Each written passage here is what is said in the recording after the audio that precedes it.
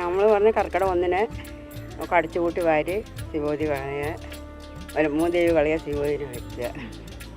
ഇതിൽ പിന്നെ കുപ്പ, മഞ്ഞൾ, താളത്തണ്ട്, ചൂല്, വിളക്ക് എല്ലാ വർഷം ചെയ്യും. വീടുകളിലെ ഒരു വർഷത്തെ മുഴുവൻ മാലിന്യവും കളയുന്ന ഒരു ചടങ്ങാണ് സംക്രമത്തിൽ പാലക്കാട്ടുകാർ ചെയ്തത്. പാലക്കാട്ടിൻ്റെ ആ ഗ്രാമീണമായ ഒരു ആചാരം ഇപ്പോഴും ഇവിടെ തുടരുന്നു എന്നതാണ് വസ്തുത. തലേ ദിവസം തന്നെ തുടങ്ങും ഓരോരോ പരിപാടികൾ. വീടൊക്കെ വൃത്തിയാക്കി അതിൻ്റെ വേസ്റ്റ് മുഴുവൻ ഒരു വേസ്റ്റ് പാത്രത്തിൽ തന്നെ ആക്കി പുറത്ത് കൊണ്ടുപോയി കളയുക എന്നുള്ളതാണ് ശുചീകരണത്തിൻ്റെ ചടങ്ങായിട്ട് കാണുന്നത്.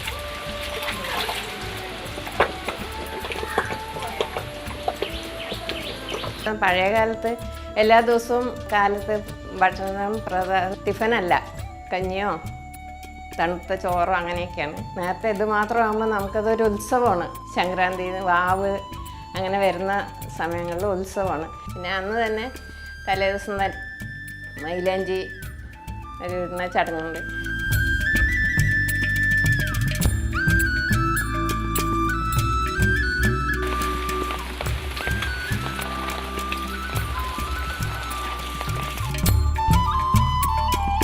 ഇല അരച്ച് കയ്യിലും കാലിലും ഒക്കെ ഇടുമ്പോൾ നഖത്തിൻ്റെ ഇതിൽ വരുമ്പോൾ അത് കണ്ണിന് നല്ലതാണെന്ന് പറയും പഴമക്കാർ.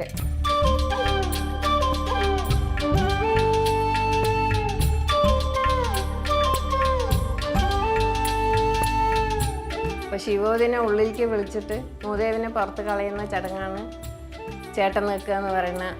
മഹാവിഷ്ണുവിൻ്റെ അടുത്ത് ശിവോതിയും മൂദേവിയും കൂടെ പോയിട്ട് ഞങ്ങൾക്ക് അവിടെ സ്ഥാനം ചോദിക്കും അത്രേ. അപ്പോൾ ശിവോതിനോട് പറയും, അടിച്ച് വൃത്തിയാക്കി വെക്കുന്ന വീടുകളിൽ നീ പൊക്കോ. അപ്പോൾ മൂദേവി ചോദിക്കും, ഞാനെവിടെയാണ് പോകേണ്ടത് എന്ന് ചോദിക്കും അത്രേ.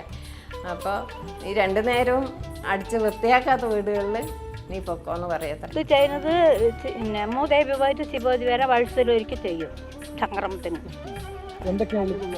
ഇതിൽ കുപ്പകൾ നമ്മ അവിടെ അടുക്കുമൊക്കെ കഴിച്ച് കുപ്പയൊക്കെ വെച്ച് തിരിയൊക്കെ വെച്ച് കൊണ്ടുപോയി ചേട്ടൻ നിൽക്കുക പറയും.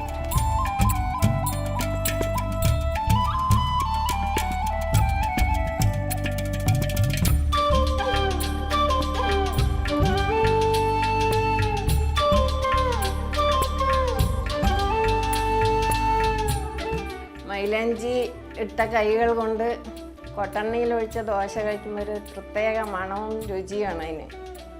കാലത്ത് അത് കഴിഞ്ഞാൽ പിന്നെ ഉച്ചയ്ക്ക് കോഴി ഇറച്ചിയും കുമ്പളങ്ങിയും അങ്ങനെ വെച്ചിട്ട് ഉച്ചയ്ക്ക് ഭക്ഷണം.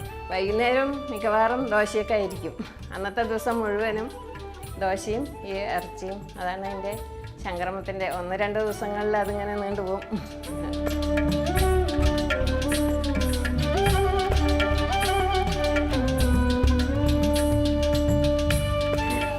അപ്പോൾ പാലക്കാട്ടിൻ്റെ ഏറ്റവും ആകർഷകമായ സംക്രാന്തിയുടെ അവസാനത്തെ ഐറ്റം എന്ന് പറഞ്ഞാൽ സംക്രാന്തി ദിവസം രാവിലെ ഈ ദോശയും കുമ്പളങ്ങ ചിക്കനും കഴിക്കുക എന്നതാണ്. മലഘോഷിനൊപ്പം ജി പ്രസാദ് കുമാർ, മാതൃഭൂമി.